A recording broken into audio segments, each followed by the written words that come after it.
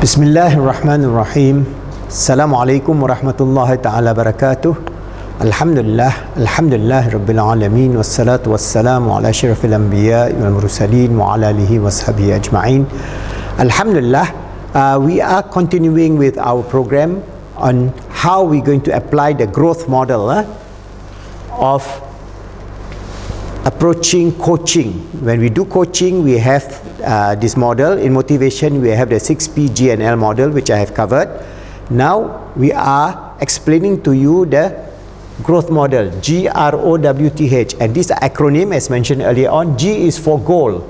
How are you going to teach our coachee or our client, people who we are coaching, the goal, whether it's a goal in life, whether it's a spiritual goal, whether it is an emotional goal, whether it is a physical goal, whether it is a mental goal. What are the goals? Then we have G is for goal. After G, then we have the reality check. What is the current reality and how we are going to use templates to resolve the current reality? What are the situational conditions that our coachee is facing? Then O is for what are the obstacles and the options available for them to actually transform or reform themselves to achieve a balance in life, or to overcome their sadness or their difficulties or their fear, their worries, and so on. Then W is the way forward, application of their will, how we're going to use your will and the way forward. T is threat, tactics.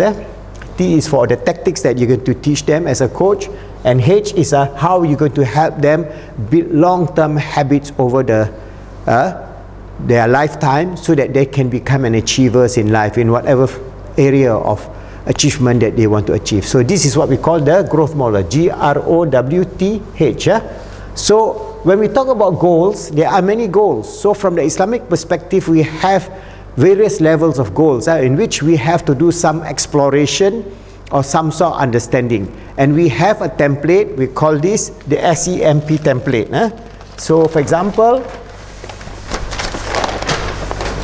these are the SEMP goals. What do you want to get that person to figure out a way forward in terms of their goals? What are their goals for their physical aspect of their life? What are the physical aspect of their life? It could be the financial aspect, it could be the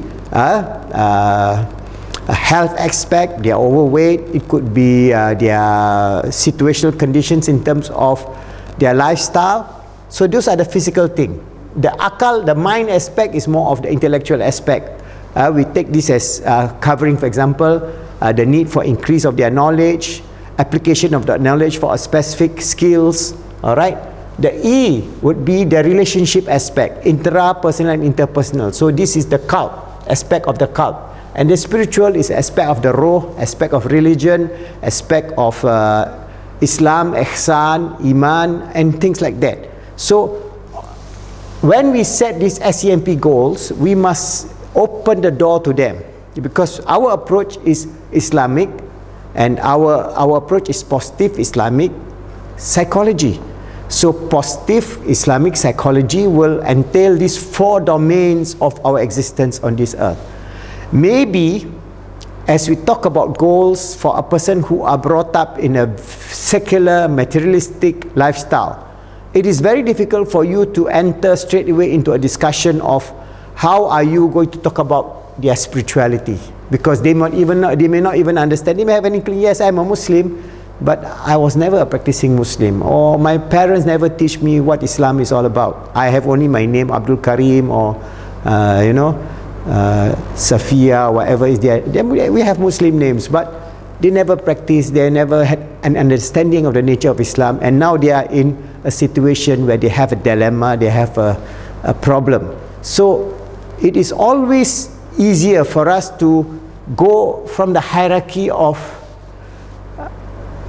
goal setting. We can always go at the lower level, starting with the physical goal setting, and then the aspect of the mind or the akal, and then the aspect of the emotion and the qalb, and then the aspect of the ruh, all right, ruhaniyah.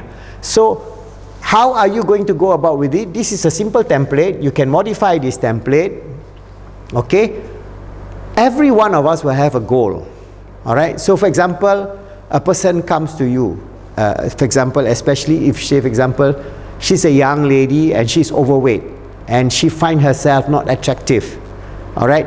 And she is in depression. She is depressed, very sad, feel like, you know, harming herself or and things like that. So she has this whole idea of the, you know, this whole idea that you must be of a certain weight, of a certain shape, because of the media. The media will portray TV stars, film stars, models, and so on. They are as thin as a candlestick. All right, but that is not the reality. The reality is that we have, for example, like in most developed countries, developing countries even, like in Malaysia, we have a very high level of obesity because of diet, because of lifestyle, because of fast food, junk food, and so on. So that could be the problem. So they are only interested in, I want to overcome my current situation of my weight, so I want to lose weight. So at this level, can you talk about the mind, the emotion, the spirit? The spirit is too far off. You're talking about religion, you're talking about, you know, ibadah, you're talking about remembering of Allah and so on. It could be a goal that you can insert at a later level. Alright, so always in your goal planning and goal direction for the person, you try to give a coach insofar as what are their current problem. Then you can insert certain aspect of the mind, because if you want to lose weight, for example, you must have willpower, mind. So how this aspect is going to play into your goal setting. You also go into the aspect of your emotion. How is your relationship with food? You're right, emotional aspect. Or how is your relationship within the family? Are all the family members obese and so on? And what are their lifestyle? Are they going out, always going to the fast food restaurant, eating fast food, junk food? And then later on, then you can go to the spiritual realm. All right. So I'm going to give you an overview now, because when we talk about physical, this is very easy. You're talking about somebody says, I don't have money. I want to have more money so that I can have a better lifestyle. So that is their goal. Their goal is that, okay, they are now earning, say for example, 1,000 ringgit a month, which is barely enough for them to survive. They want to have a goal of earning 3,000 ringgit a month. So you are going to mentor them in terms of, okay, how they're going to go about with it. Maybe find another job, maybe go into entrepreneurship, part-time business, maybe. So these maybe are the goals that you have to link to them to build the connection first. So this physical goal, I'll give you another chart at a later video, is something that you have to explore. All right, no doubt. Our role is SEMP. We start with the P and then we move upward. All right. The M aspect, the E aspect, then finally the S aspect, the spiritual aspect. So once you understand the flow, you will not go into a shock therapy kind of situation where you, as if you know everything. Because coaching doesn't mean that you know everything. Coaching is to explore the inner quest of that person, letting it out from their self. And then what your role is more the advisory role. You're not going to give a solution. All right. For example, I take the example just now, is this young lady who is overweight. Your role is not to say, okay, you must do this, you do this, you do this. You see, I do this, now I have lost my weight. You and her are entirely different personality, different person, different will, different situation, so many differences. All right. So it's very important for us to see within the context of the 21st century. And the context of the 21st century is that literally every one of us, especially the young people, they're influenced by the social media, they're influenced by their Facebook, they're influenced by the YouTube, they're influenced by the advertisement, and their whole life revolves around having. That means it's a consumption-based desire. It is based on the nafs. And we know, As a coach, when you're trained in positive Islamic psychology, you know this is the play of the nafs, nafsul ammara, the nafs, the lower nafs. You want to talk about nafsul mutmainnah, the higher nafs. It's not that easy. All right. So it is a journey. That means you have to journey them. That's why we have our hierarchy of level in terms of giving them motivation first, which I have given you, the 6 PGNL, how you can infuse this idea of motivation.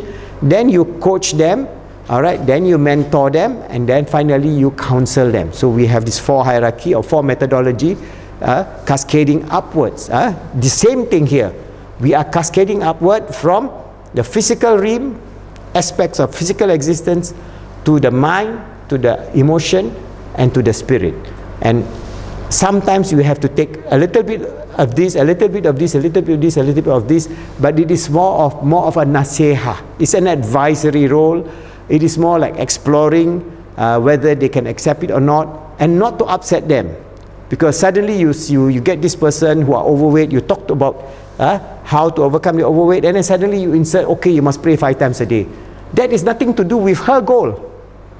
Her goal is not, she's not interested in praying 5 times a day. So you just cannot come in as a coach, oh, you must pray 5 times a day, because you are a Muslim. Well, she never prayed, she never had any idea what prayer is all about. You cannot just suddenly jump into this and say, okay, you must pray. Then you can lose weight. No, it doesn't work that way. All right? So that's why it's very important in goal setting, you must be the hearing voice for the person.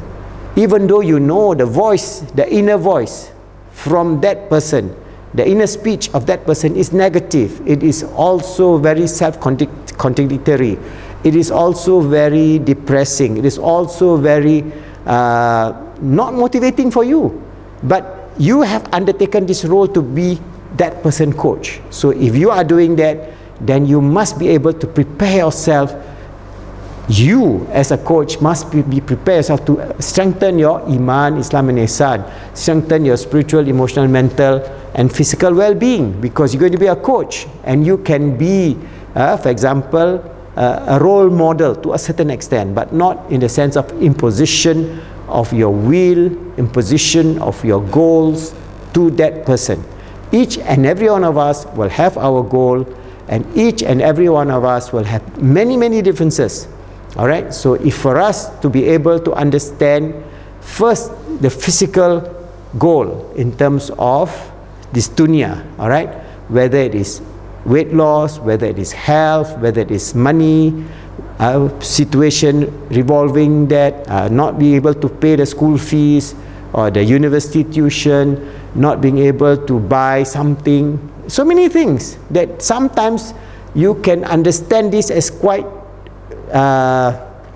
in a way unattainable. Some of them, they want to have a lifestyle, they want to travel because they see the film star travel here, travel there, they see all the videos and so on. So they have this desire, but they could not afford it, and that caused them to go into a state of self-denial, or a state of spending more money on their credit card, because now this is the world of plastic money. So you just spend and then get into trouble, cannot pay the bank, and then they get into more trouble. So these are the kind of thing that you are seeing every day. Large number of young people are being declared bankrupt. Why?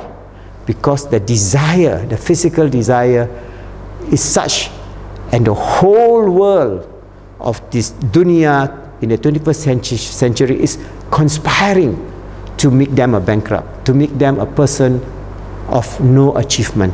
So our goal is to help them achieve a decent goal in which we can elaborate.